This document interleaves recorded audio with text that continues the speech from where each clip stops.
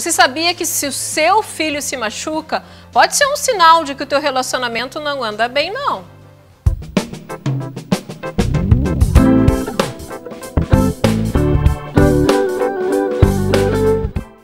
Quando o relacionamento amoroso não vai bem, muitas vezes essa manifestação de algo que não está alinhado, adequado, uma energia fluindo bacana entre o casal, se manifesta através da criança, em forma de doenças, machucados, enfim. Mas para explicar melhor para a gente essa questão da constelação familiar, eu recebo mais uma vez aqui a Claudinha Fortuna. Seja bem-vinda, Claudinha. Prazer te receber.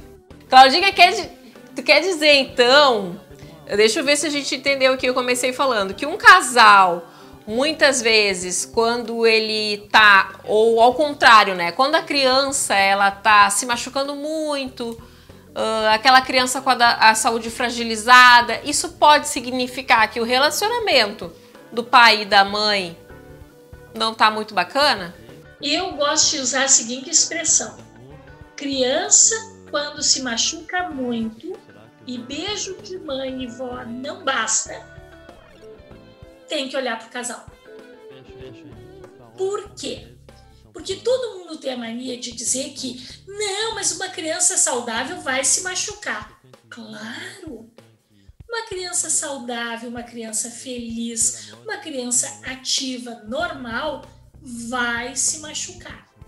Mas se esses machucados vão além de um beijo de mãe para curar, arregalem os seus olhos.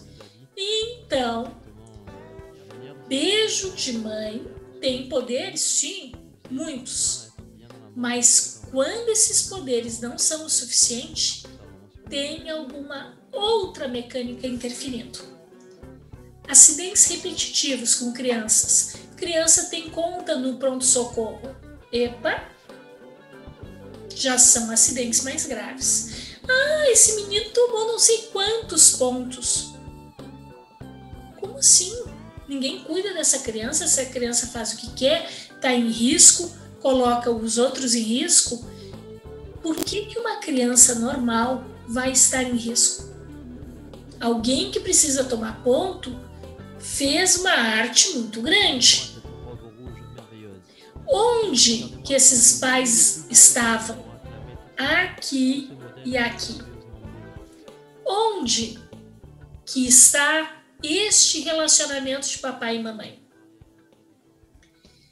Muitas vezes acontece o seguinte: um pai ou uma mãe está de luto porque o seu próprio pai ou mãe morreu e ele não consegue estar disponível para este filho. Este mecanismo pode trazer, sim, grandes consequências para a criança, porque a criança fica temporariamente solta demais e ela vai dar um jeito de chamar a atenção. Só que se ela está concorrendo com uma morte, com o luto, às vezes ela também entra em ressonância com este luto. Claudinha, e essa questão do acidente,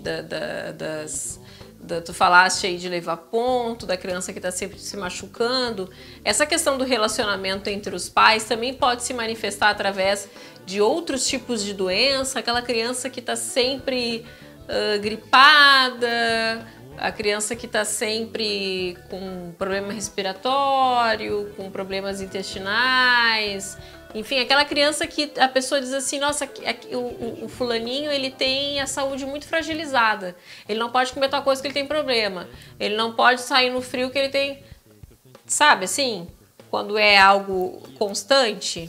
Tem que olhar, porque assim, febre em criança, aí a criança estava bem, não aconteceu nada, de repente está com febre. Será que esses pais não andaram discutindo? Porque quanto menor a criança, mais interdependente ela é do relacionamento dos pais. Mais coisa só atua. E a criança recebe tudo aquilo. Uma criança que mama do peito, ela está recebendo diretamente todas as emoções da mãe. Até o jeito que a mãe pega para dar no peito, se a mãe estava chorando, se a mãe estava chateada com o marido, tudo isso interfere. E também, com crianças muito pequenas, os pais têm que ficar muito alertas para voltarem a ser homem e mulher. Porque muitos pais têm os seus filhos e se realizam e esquecem que eles precisam continuar existindo como casal para que este filho cresça saudável. Porque se eu olho demais só para a criança, eu estou deixando de perceber o relacionamento a dois. E um relacionamento a dois, ele precisa ser alimentado, que nenhuma criança precisa ser alimentada. E uma criança é perfeitamente capaz de ficar feliz quando os pais estão felizes, quando os pais estão plenos, quando o amor flui entre os pais. Criança não deve dormir no meio dos pais. Não, não deve. Cada um na sua cama, cada um no seu quadrado. Porque senão esses pais perdem a sua conexão. E o único elo vira a criança. Então, tudo o que acontece entre esses dois reflete na criança. Se eles discutem, se um está chateado, se um fez um desaforo, tudo isso vai refletir. Então, o alerta é o seguinte: criança é um termômetro do relacionamento dos pais. Claudinha, eu queria que tu explicasse pra gente por que a criança se torna esse termômetro na questão da constelação. Porque há uma energia no campo morfogenético, a pessoa quando não se dá bem, que isso acaba afetando a criança. Qual a explicação que a constelação dá para esse fenômeno, digamos, né, das brigas, e aí isso acaba refletindo na criança? Isso é energético? Fica no nosso campo? Queria que tu explicasse pra gente o que acontece. Muito interessante, que é o fenômeno da ressonância. Como é que funciona a ressonância? O pai e a mãe estão dentro da criança, porque essa criança recebeu do pai e da mãe toda a sua linhagem genética. Então, de fato, uma criança é o pai e a mãe. É um pedacinho do pai e da mãe. Ela é de fato geneticamente papai e mamãe. E nem mais de um e menos de outro, ela é igualmente dos dois. Quanto menor ela é, menos personalidade própria ela tem e mais dependente ela é. Para crescer, a gente começa a se transformar e adquirir as suas próprias características para um dia poder voar com as suas próprias asas. Quanto menor a criança, mais ressonância e ligada ela está com estes pais. Então, mais reflexo qualquer falha ou desvio nesse relacionamento ocasiona na criança. E quais são as disfunções? Por exemplo, os pais tiveram filho e não voltaram a ter relacionamento pessoal. Tudo fica centrado no filho. E este filho vai estar sinalizando que tem algo errado. Porque se começa a dar muito problema com essa criança, é porque esses pais não estão em harmonia, eles não estão fluindo como deveria. Diga. E essa questão do problema pode ser também problema de comportamental, Claudinha? Eu pergunto porque a gente está numa pandemia e há muitos relatos de crianças e pré-adolescentes, adolescentes depressivos. Tá muito alto essa questão, né? Esse índice de crianças confinadas, enfim, depressivas. Então isso pode acontecer também, essa questão da depressão também pode ser uma falta de harmonia aí, um atrito entre os próprios pais?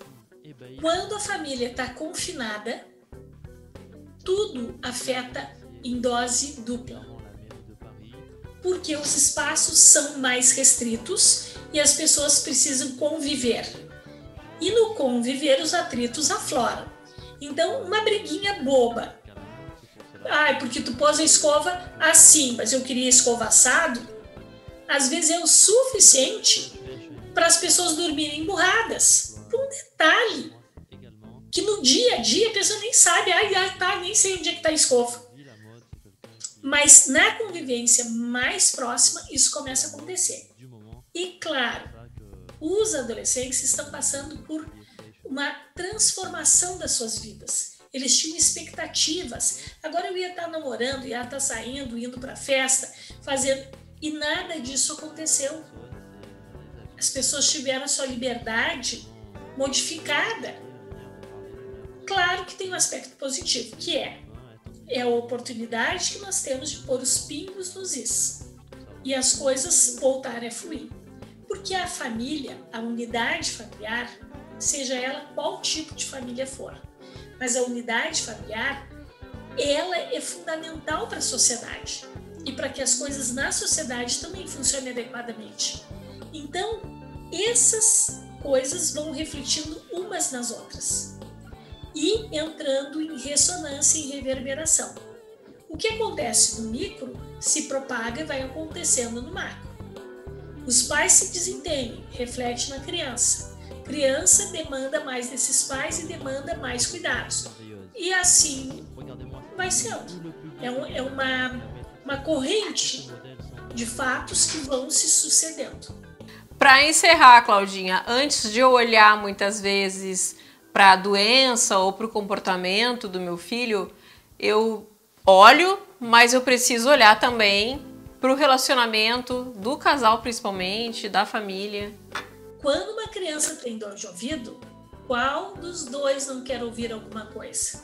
Olha só. Eles perdeu a capacidade de escutar. Quando uma criança tem muita dor de garganta, do que ela está com medo? Quando tem febre, quem que está furioso, bufando de raiva? De quem? São sintomas bem típicos, não são as únicas causas, óbvio, mas são sintomas bem típicos.